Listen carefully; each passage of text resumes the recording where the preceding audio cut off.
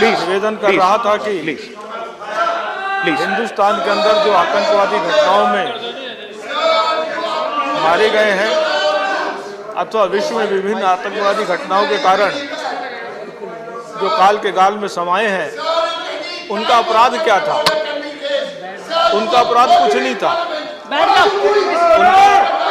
अपराध केवल इतना था कि वो अपने विश्वास, अपने धर्म के अनुसार अपना जीवन यापन किया करते थे।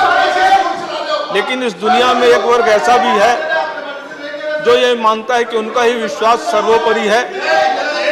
वो नस्लीय श्रेष्ठता के उपासक है।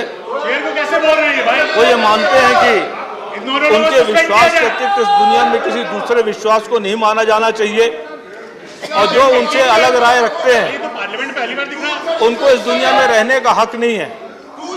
उनकी सुबह ही ला से होती है।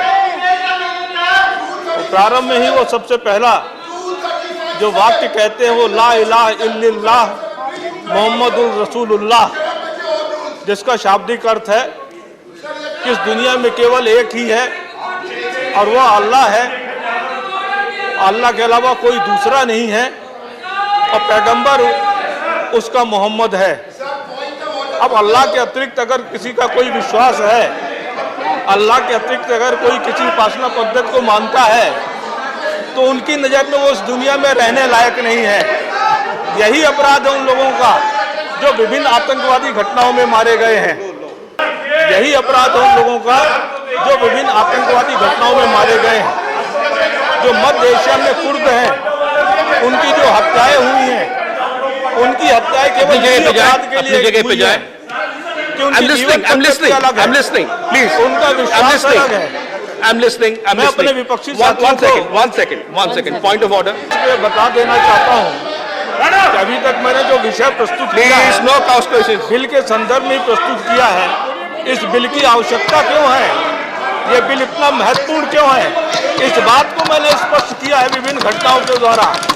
माननीय सदस्य को यह ध्यान रखना चाहिए कि ये वो देश है जिसने 5 युद्धों को झेला है। हमारे पड़ोस में 2 देश ऐसे जिनके पास परमाणु बम है।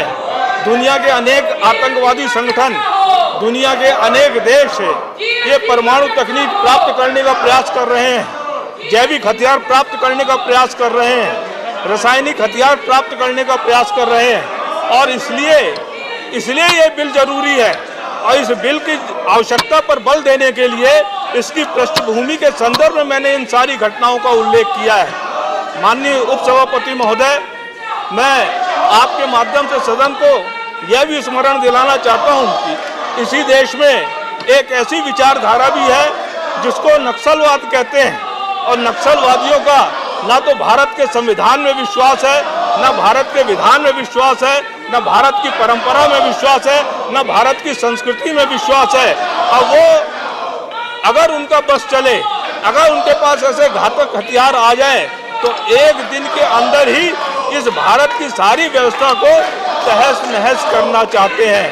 इसलिए ये बिल बहुत ही आवश्यक है और बहुत महत्वपूर्ण है। भारत एक जिम्मेवार देश है। दुनिया के पटल पर भारत की गिनती एक बहुत मजबूत और बहुत जिम्मेदार देश के रूप में होती है। दुनिया भारत की ओर देखती है कि भारत किसी विषय के संदर्भ में अपने क्या विचार रखता है, भारत क्या पहल करता है। और भारत ने समय समय पर अपनी जिम्मेदारी का परिचय भी दिया है।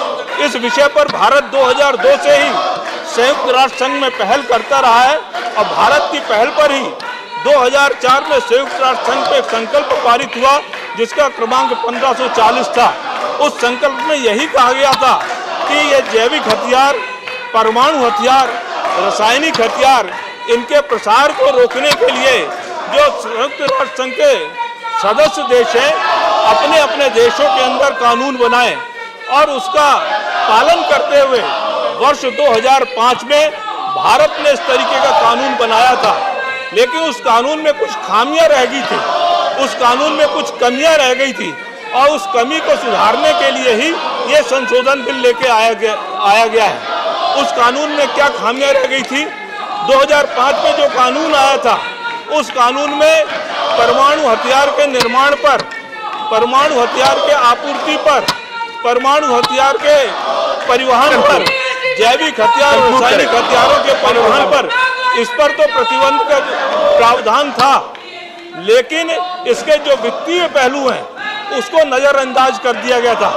परमाणु हथियार, जैविक हथियार, रासायनिक हथियार आसमान से नहीं गिरते हैं। उनको बनाने के लिए वित्तीय आवश्यकता होती है, धन की आवश्यकता होती है, कहीं न कहीं से धन की आपूर्ति होती है।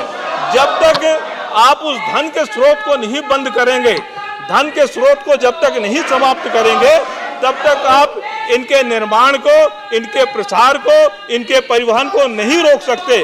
और इसीलिए ये जो संशोधन विधेयक आया है, इसी संदर्भ में आया है कि जो कमी 2005 के कानून में रह गई थी, उस कमी की पूर्ति किया जाए। और मैं माननीय विदेश मंत्री जी को बहुत धन्यवाद देता हूं, साधुवाद देता हूं कि उन्होंने बहुत सामयिक तौर पर इस विषय को यहाँ पर इस बिल के माध्यम से रखा है।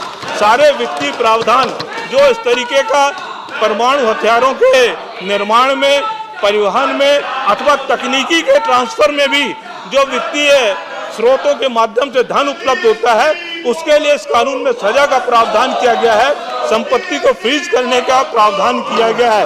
और मैं समझता हूँ कि इसके माध्यम से काफी हद तक इसकी रोकथाम में हमको मदद मिलेगी। भारत ऐसा देश है तो जैविक हथियारों की जो संधि है 1972 में हुई है, जो रासायनिक हथियारों की जो अंतर्राष्ट्रीय संधि है जो 1993 में हुई है, इन सारी संधियों में भारत शामिल है। 1968 की परमाणु प्रसार की संधि में भारत नहीं शामिल है, लेकिन भारत उसमें शामिल होना चाहता है। लेकिन दुनिया के अन्य देश एक विशेष योजना के तहत, विशेष षड्यंत्र के तहत शामिल नहीं होने देना चाहते हैं। सभापति महोदय, ये कानून बहुत आवश्यक है, बहुत सामयिक है, बहुत महत्वपूर्ण है। इसलिए मैं इसका समर्थन करता हूँ और मैं उम्मीद करता हूँ कि भगवान हमारे विपक्षी साथियों को भी सद्बुद्धि दे, वो भी आगे आए और इसका समर्थन करें। ये आज की आवश्यकता है, देश के लिए आवश्यक है, दुनिया के लिए आवश्यक है। बहुत बहुत धन्यवाद।